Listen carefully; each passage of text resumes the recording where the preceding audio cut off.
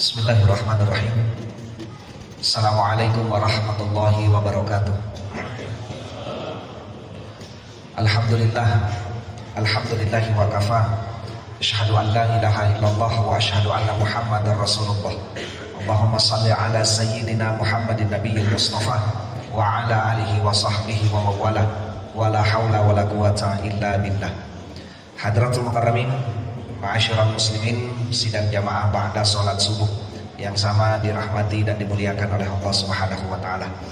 Tiada untaian kalimat terindah yang dapat kita ungkapkan keluar dari ujung lisan kita sampai pada kesempatan ini melainkan satu kalimat thayyibah, kalimat tahmid alhamdulillahirabbil alamin, sebagai bentuk kesyukuran dan wujud tahniah atas begitu banyak nikmat karunia yang masih Allah titipkan dan masih Allah peruntukkan kepada kita, dan semoga nikmat itu pun dapat kita manfaatkan dengan sebaik dan semaksimal mungkin menuju ke jalur-jalur yang telah Allah ridhoi dengan muara mendapatkan berkah dari Allah Subhanahu wa taala. Dan salah satu nikmat yang sangat luar biasa, karena pada tahun ini Allah masih memberikan kita kesempatan untuk dapat kembali menyapa dan bertemu dengan satu bulan yang disebut juga dengan Sayyidus Syuhur, penghulu dari segala bulan, tidak lain adalah bulan suci Ramadan.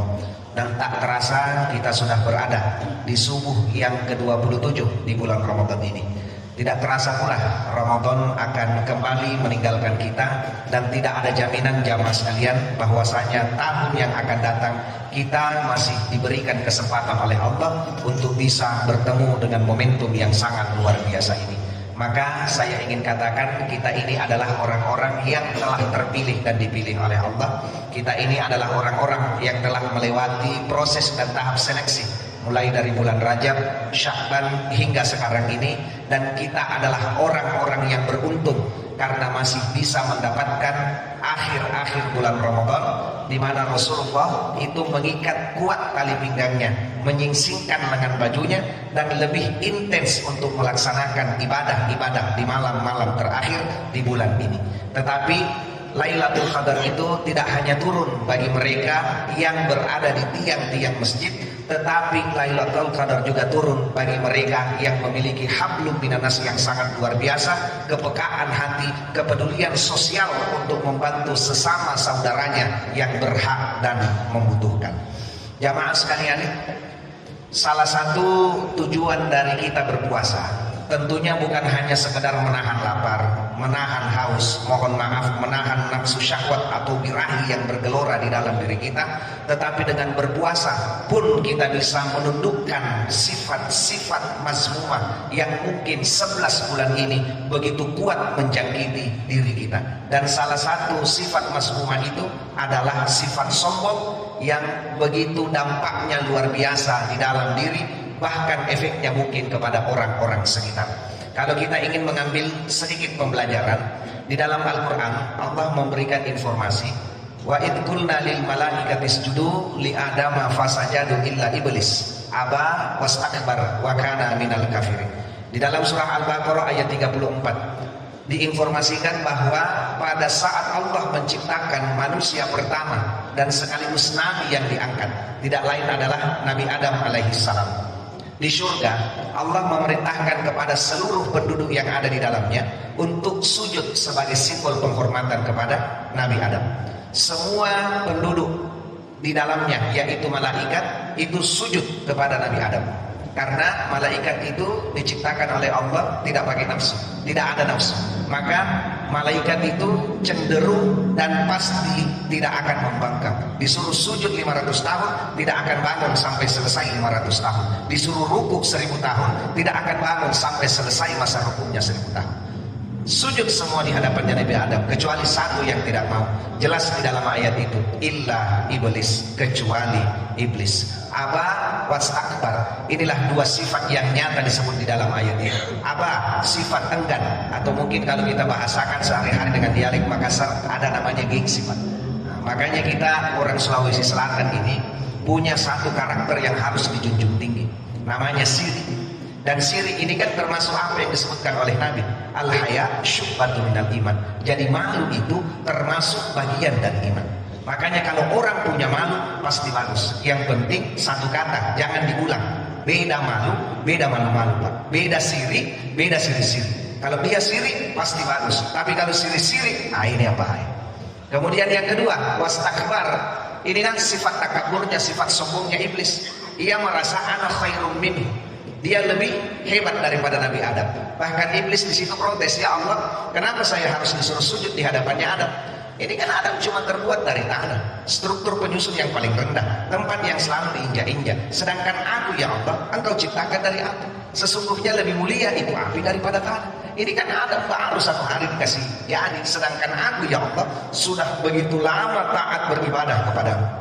Kalau kita mengambil informasi di Tafsir Al-Munir karya Syekh Nawawi Al-Bantani, iblis itu begitu lama beribadah kepada Allah. 40.000 tahun ia menghuni surga, 80.000 tahun hidup bersanding dengan malaikat, bahkan 14.000 tahun ikut tawaf mengelilingi arsy bersama malaikat. Jadi kalau kita jumlah kurang lebih 134.000 tahun usia ibadah iblis kepada Allah.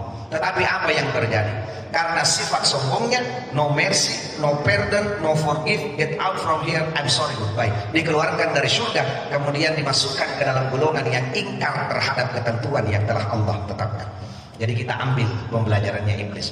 Padahal kalau kita lihat biografinya iblis, ini kan iblis, nanti dia tidak mau sujud mengikuti perintah Allah, baru dikasih gelar iblis. Iblis ini kan dari mana asalnya? Kalau kita melihat informasi dari surah Al-Kahfi ayat ke-50 dengan awal redaksi yang sama, wa id qulna lil malaikati isjudu li adama fasajadu illa iblis wa kana minal jinni. Jadi iblis itu adalah golongan jin yang asalnya dia adalah Azazil, jin yang sangat taat luar biasa kepada Allah. Karena saking taatnya ia beribadah, maka diberikan penghargaan untuk bisa menghuni surga. Tetapi sekali lagi karena kesombongannya, iblis yang terputus dari rahmat Allah, yang terputus dari keselamatan Allah, yang terputus dari kebaikan Allah. Makanya iblis itu saking dendamnya sama kita anak cucunya Adam, sebelum dia dikeluarkan dari surga, dia akan minta komitmen sama Allah. Ya Allah, jangan engkau matikan aku, anak-anakku, cucu-cucuku, sampai kelak engkau menentukan hari kiamat itu datang. Makanya bedanya bangsa jin dengan manusia. Jadi bangsa jin setiap detik ada yang lahir, tidak ada yang mati. Beda dengan bangsa kita, setiap detik ada yang lahir, pasti ada pula yang mati atau meninggal. Jin minta sama Allah, ya Allah, izinkan aku untuk menggoda setiap anak cucunya Nabi Adam sampai kelak engkau menentukan hari kiamat itu datang. Makanya jin itu beserta bala tentara dan para keturunannya itu tidak akan pernah berhenti, paling istiqomah untuk menggoda kita anak cucu Adam. Tetapi Allah berikan pengecualian. Yang pertama, idza dakhala Ramadan futihat abwabul jannah wa ghulliqat abwabul jahannam wa sulsilatus syayatin. Apabila di bulan Ramadan ini telah masuk, maka Allah bukakan kita pintu surga yang selebar-lebarnya. Kemudian ditutuplah pintu jahanam itu, termasuk syaitan ikut terbelenggu dan dikurung di dalamnya. Tetapi Ustaz, akhir-akhir Ramadan ini sudah banyak orang-orang yang masuk warung kentaki alias warung tentara kaki. Jadi setan lepas itu Pak Ustaz. Jadi kalau kita mau bahas berarti didikannya setan selama 11 bulan ini ada yang berhasil, ada yang tidak. Bayangkan kalau selama 11 bulan kemarin, batetan nah didik setan, batetan nah ajar setan, batetan nah biasakan setan untuk selalu berbuat yang tidak baik. Giliran 1 bulan dia digurung, akhirnya pembiasaan itu masih berbekas. Tetapi dengan perjuangan kita, mudah-mudahan di 1 bulan Ramadan ini, apalagi di 10 terakhir Ramadan ini, dengan kita banyak beriktikaf, melaksanakan perintah-perintah Allah, memaksakan diri kita untuk berbuat baik, kebiasaan-kebiasaan yang diajarkan oleh syaitan pun itu bisa sirna dan hilang.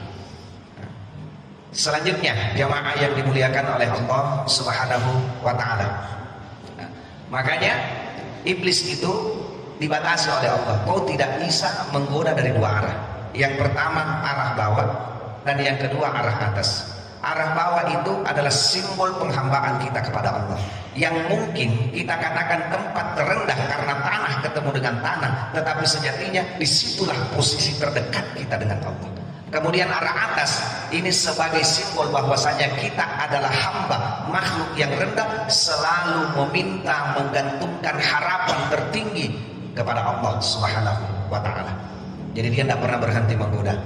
Bahkan di dalam kehidupan keseharian Itu kan luar biasa. Mulai dari di masjid. Kita kira di masjid itu tidak ada setan, Pak. Ada. Karena memang ada satu setan itu yang dia punya posko di masjid. Memang tugasnya apa? Mungkin kalau orang sholat berjamaah, namanya khanzab.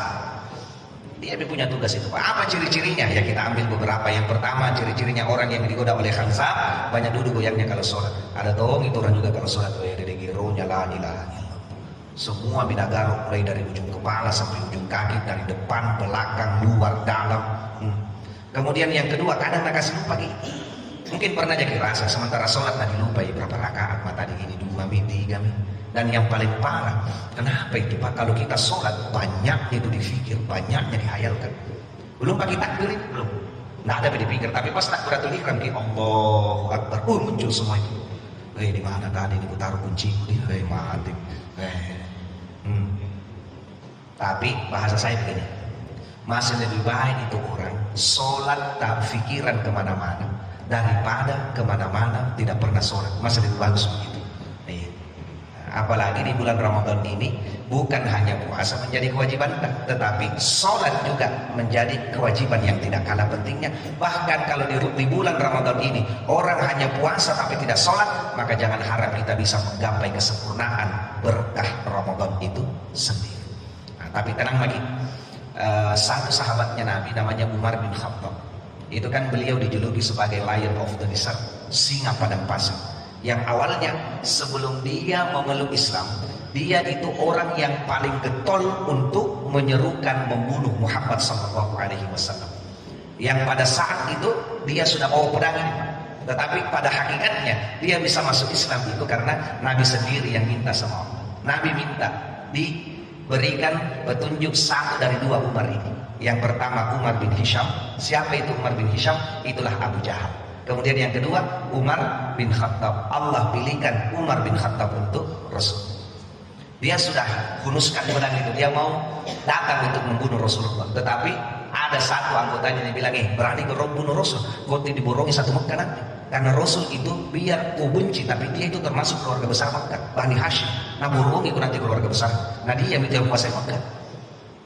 Apa kata Umar? Saya tidak peduli, pokoknya saya lihat Ibu Muhammad, saya pisahkan kepala dari leher. Apa kata anggotanya? Kau keluar selalu membunuh Muhammad, itu lihat iparmu sama adik perempuanmu itu sudah masuk nih agamanya Muhammad. Kau selalu keluar ini tembus adikmu sama iparmu. Wah, dalam keadaan yang marah Umar membuktikan kata-katanya anggotanya. Dia pulang ke rumah, dia lihat itu adiknya baca itu mushaf yang sama dibaca oleh, yang sama disampaikan oleh Nabi Muhammad. Dengan marahnya, nah injak-injak iparnya, nah tempeleng adik. Tapi karena rasa penasarannya, dia ambil itu. Kemudian mau dia baca, tapi dimarahi sama adik. Tidak bisa kau sentuh itu. Kenapa? Kau orang yang najis dan kotor. Pergi kau dulu mandi, baru kau bisa sentuh itu dan kau baca. Setelah itu, Umar baca. Atas izin Allah dan hidayah yang Allah berikan, lulu hatinya Umar baca. Betul-betul tahu. Ini bukan manusia yang kuat. Sehebat-hebatnya ahli syair, ahli bahasa pada zaman itu, nah ada yang bisa buat struktur kata yang sehebat ini. Bukan manusia yang buat ini. Nah, dalam salah satu pendapat mengatakan yang dibaca oleh Umar adalah surah Toha ayat 1 sampai 5. Dan ini yang banyak ditirakatkan oleh istri-istri tabu. Apa tirakatnya? Ini dibaca, ditirakatkan untuk suami yang keras hatinya dan suka buru-buruan. Mudah-mudahan ada perempuan yang dengar juga di sini. Tapi kan bagus. Itu tirakatnya biasanya orang-orang dulu itu pakai pada saat dia mau aduk berasnya. Entah itu di penanak nasi yang manual atau yang elektrik. Sekarang sambil dia aduk, dia bacakan itu surat Toha 1 sampai 5. Dia niatkan, dia minta sama Allah, mudah-mudahan asbab surat Toha ini Umar bin Khattab saja yang hatinya begitu keras bisa dulu, apalagi hatinya di suamiku. Kalau orang Makassar bilang baca-baca koriol. Jadi itu. Jadi kalau ada suami suka koro-koroan, nah itu dibacakan sebenarnya. Nah, itu salah satunya itu. Nah, makanya Umar bin Khattab itu luar biasa. Sampaikan dia dikenal sebagai Lion of the Desert. Bukan cuma manusia Pak yang takut, tapi jin juga takut. Kalau kita baca salah satu kisahnya, sempat kan dia bergulat. Kalau saya mau katakan kepala cabangnya jin. Saking hebatnya itu dia bergulat, kalah itu jin. Mau dia bunuh, bunuh kok. Tetapi kata jin itu, jangan bunuh kau Umar. Kalau kau lepaskan kan, saya kasih tahu satu rahasia. Apa kata Umar? Balik-balik Nabi Adam saja kok balik-balik tipu, apalagi saya. Tidak, betulan kayak ini saya bahasakan saja. Betulan kayak ini, pokoknya kalau kau lepaskan, saya kasih tahu satu rahasia luar biasa. Oke lah, kita komitmen. Apa itu? Kalau kau bacakan satu ayat di Al-Quran, maka bangsaku itu tidak akan tahan dan lari. Kata Umar, apa yang dibaca? Itulah surah Al-Baqarah ayat 155 yang dikenal dengan ayat kursi. Jadi memang salah satu fungsinya ayat kursi itu Pak, mengusir setan. Makanya pada saat orang pasili rumah, bukan hanya sekedar diazankan di tempat sunat, tapi sebelum diazankan dibacakan dulu ayat kursi baru diazankan. Orang kadang biasa diazankan dia kurang.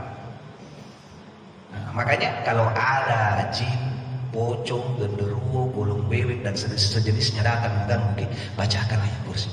Pokoknya bagaimanapun jenisnya pasti larang.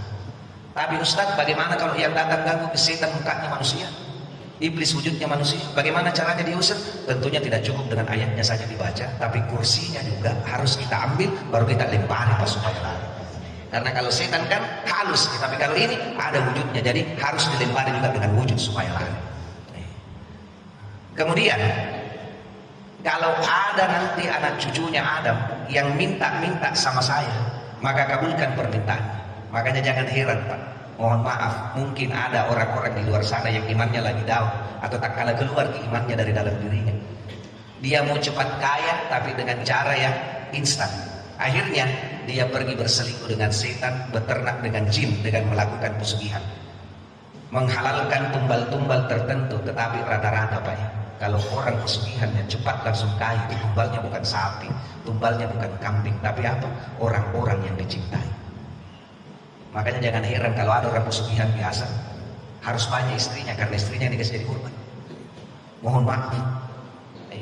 Ibaratnya ini ya, satu keluarga ini ada 5 orang, ini suaminya melakukan pesugihan, istrinya 1, anaknya 3, pasti korban itu. Karena memang syarat yang dicintai yang diambil, ditukar dengan kekayaan. Akhirnya 1 anaknya diambil. Tahun depan mau diperpanjang, anaknya lagi diambil. Diperpanjang lagi, anaknya lagi. Habis anaknya, diperpanjang lagi, istrinya. Karena kalau habis istrinya ini, makanya dikasih banyak istri. Tapi kalau habis istrinya, pelakunya sendiri yang akan diambil. Nikmat sesaat, tapi mohon maaf, itu adalah tempat di mana kita akan disiksa secara abadi di neraka nanti. Makanya lebih bagus memang kita hidup yang biasa-biasa saja, tapi hasilnya halalan thayyiban, daripada dari cara seperti itu dan tunji lama disiksa lagi di neraka. Mending pas-pas saja Pak ya. Pas mau beli motor, ada.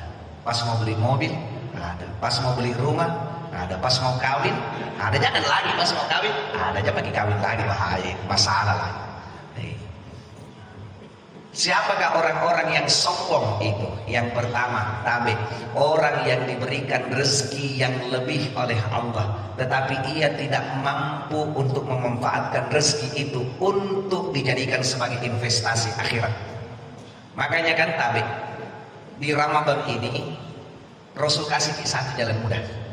Man fattara sha'iman kana lahu mithlu ajri. Siapa yang memberikan suguhan, makanan, minuman, atau bahasa anak mudanya sekarang takjil. Makanya ini tabe, ada beberapa istilah ini yang di bulan Ramadan kadang jangan sampai kita salah paham, termasuk takjil. Saya tanya kita, apa itu artinya takjil? Apa itu takjil? Ya. Ustaz, takjil itu jalan gote, panada, makan doang. Padahal kalau kita lihat ke pengertiannya, bahasa Arab kan takjil artinya bersegera. Tapi tidak tahu siapa ini di Makassar yang inisiatif takjil itu artinya kue pabukan. Ya, tapi yang mau ini apa, satu Makassar sudah sepakat ini toh bahayanya. Salah, tapi karena disepakati bisa jadi benar.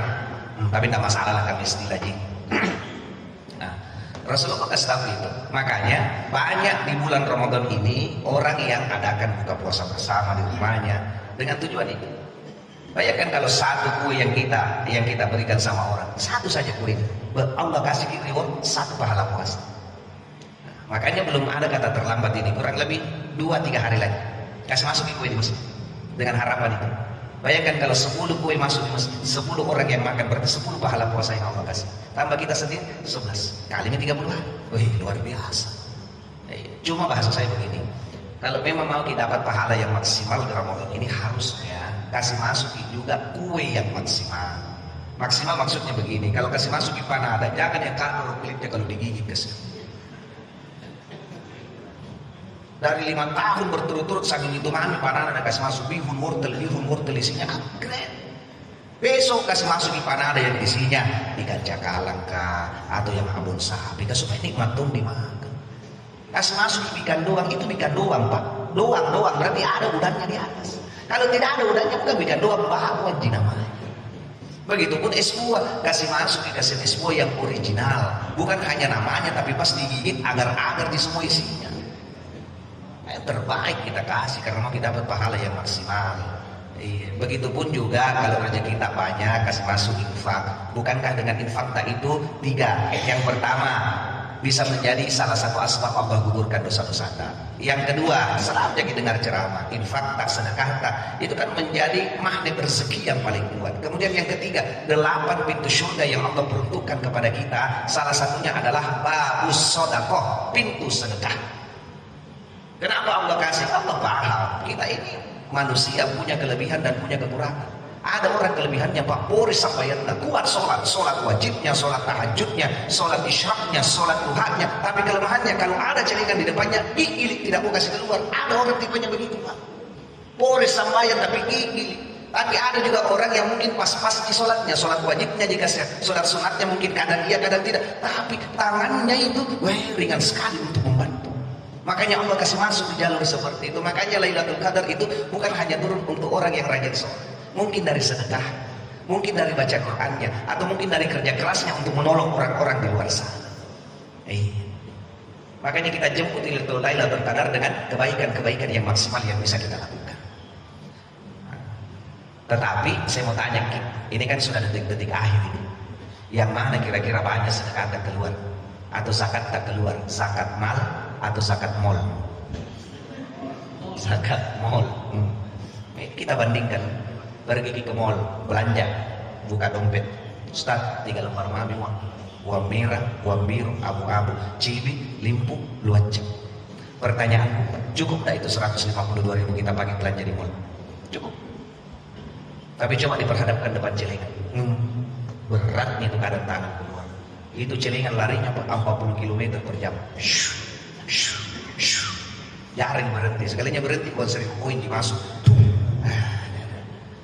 Lewat celengan di depan tak, buka dompet, 2 lembar mami Ustaz, uang merah sama uang abu-abu, cibi, luacak. Pertanyaan, uang yang mana ya kita tarik dari dompet baru kasih masuk dalam celengan? Cibi, luacak. Yang balik-balik baru sudah makan sahur ini. Luacak, itu lagi luacak banyaknya mintanya sama Allah. Ya Allah moga jadi kepala dinas, ya Allah moga punya rumah di CPI, ya Allah moga punya mobil Alphard. Tidak enaknya lagi sampai saya melulu itu. Luacak baru mau jadi kepala dinas, tak lewat kamu pergi ke Indomaret belanja keluar parkir berapa dibayar Pak? 2.000. Berarti kalau 2.000 disedekahkan di surga nanti tanpa parkir Indomaret jadi kasih lagi. Pilih kamu, tapi ya kita husnuzon 2.000 yang dikasih masuk hari ini, insya Allah berikutnya bisa kasih masuk 20.000 hari ini dikasih masuk, berikutnya bisa kasih masuk 50.000 dikasih masuk hari ini, berarti berikutnya bisa kasih masuk 100.000. Nah, artiannya apa? Allah sudah lipat gandakan kita punya rezeki barakahnya ini Ramadan. Nah, kemudian orang yang sombong itu adalah orang yang merasa dirinya paling benar dan tidak mau menerima pendapat dan masukan orang lain. Itu termasuk orang yang sombong. Makanya saya berani katakan sombong itu nenek moyangnya dosa. Kalau orang sudah dirasuki sifat sombong, yakin dan percaya dia seperti magnet akan menarik dosa-dosa yang lain. Lihat lagi, kalau orang sombong itu pasti suka pandang enteng orang. Kalau orang sombong tidak mau menerima pendapatnya orang. Orang sombong merasa diri paling benar. Orang sombong selalu beranggapan dia yang paling pintar, yang lain bodoh. Dan tertarik semuanya. Makanya hati-hati. Hati-hati. Nah, makanya Ramadan ini diperuntukkan kepada orang-orang yang hatinya bersih. Jadi biar di 1 bulan melaksanakan ibadah di bulan suci Ramadan, kalau ada orang yang kita sakiti hatinya, tidak sempurna itu. Makanya sejatinya bukan Idul Fitri kita saling memaafkan, tetapi sebelum masuk Ramadan, bahkan sementara Ramadan ini, cari teman tak, rekan tak, kolega tak, keluarga tak, orang tua tak, saudara tak, entah itu saudara manusia atau buaya yang mengaku neneknya buaya, kemarin cari minta maaf, cari. Kan viral kemarin itu. Jadi saya ditanya, Ustaz, ada yang begitu-begitu? Saya bilang tidak penting mau bahas yang begitu. Mau ada, mau tidak ada, tidak ada pengaruhnya sama kita. Yang namanya buaya begitu, tidak ada. Yang bahaya itu jangan sampai Ramadan ini banyak buaya-buaya darat yang merajalela di Kota Makassar. Itu yang diwaspadai. Kemudian orang yang sombong itu kadang dia itu tidak mau mendengarkan masukan-masukan orang yang lebih di bawahnya. Contoh begini, ada orang kaya dikasih tahu sama orang miskin, apa tuh jago kau orang miskin, saya ini yang harus kasih tahu, bukan kau yang kasih tahu saya. Kan ada yang begitu. Kalau bukan saya nggak bisa kok jadi apa-apa. Kalau bukan saya yang tolong kok, ini sudah termasuk. Makanya hati-hati kasihan kalau mau kasih keluar kata-kata seperti itu. Kenapa? Bisa jadi syaitan iblis ngelincirkan kita dengan satu kalimat yang sepele, tetapi sesungguhnya itu sudah masuk kategori sombong. Makanya jangan lalu gitu. Nah, ibaratnya begini sajalah kesimpulannya, Pak. Kita ambil pembelajaran dari padi. Itu kan padi paling bagus ya. Semakin tua usianya, semakin tinggi batangnya, dan semakin banyak bulir yang dihasilkan, pasti padi itu akan. Maka harusnya seperti itulah kita. Betapa hebat kedudukan kita, gelar ilmu kita, harta kekayaan kita, terkenal bagaimanapun kita. Saya kira itu tidak akan ada apa-apanya kalau bukan atas izin dari Allah Subhanahu wa Ta'ala. Maka jadilah kita pribadi-pribadi yang bersyukur, hilangkan sifat sombong di dalam diri kita, agar kita pun termasuk orang-orang yang tawadhu di hadapan Allah dan dinilai baik oleh seluruh orang-orang yang berada di sekitar kita. Maka sebelum kita akhiri, tapi mari sejenak kita menundukkan kepala, kita berdoa. Semoga doa yang kita panjatkan di momentum ini menjadi doa yang makbul, diijabah di sisi Allah Subhanahu wa Ta'ala. A'udzubillah. Bismillah, alhamdulillahi rabbil alamin. Wa bihi nasta'inu ala umuri dunya waddin. Assalatu wassalamu ala asyrafil anbiya'i wal mursalin wa ala alihi wa sahbihi wa barik wa sallim ajma'in. Ya Allah, ya Rabbana, ya Tuhan kami bismillahkan Ramadan ini dengan kun fayakun. Berikan kami petunjuk-Mu, berikan kami hidayah-Mu, berikan kami kebaikan-kebaikan. Ubah arah hidup kami ya Allah, dari yang dulunya sempit menjadi lapang, dari yang dulunya sulit menjadi mudah. Ya Allah, alirkan pula rezeki kami sebagaimana aliran air Zam-Zam yang begitu deras dan tak pernah putusnya. Berikan kami kekuatan, kemudahan di dalam menjalani Ramadan-Mu ini. Jadikan kami sebagai alumni-alumni Ramadan yang lulus dan sukses, bukan hanya di bulan ini, tetapi kami mampu mengaplikasikan nilai-nilai Ramadan di luar Ramadan 11 bulan itu sendiri. Ya Allah, bimbing kami untuk selalu menjadi orang-orang yang berbuat baik. Hablum minallah, hablum minan nas. Ya Allah, tiada tempat kami memohon, tiada tempat kami mengharap dan menggantungkan harapan kami kecuali hanya kepada Iyyaka na'budu wa iyyaka nasta'in. La ilaha illa anta subhanaka inna kunna minadh dhalimin. Rabbana atina fid dunya hasanah wa fil akhirati hasanah wa qina adzabannar. Subhana rabbika rabbil izzati amma yasifun wa salamun alal mursalin walhamdulillahi rabbil alamin. Amin. Amin ya Allah. Amin ya mujibat du'a isailin. Akhirul kalam hadanallahu wa iyyakum ila sabilis salam. Tsumma assalamu alaikum warahmatullahi wabarakatuh.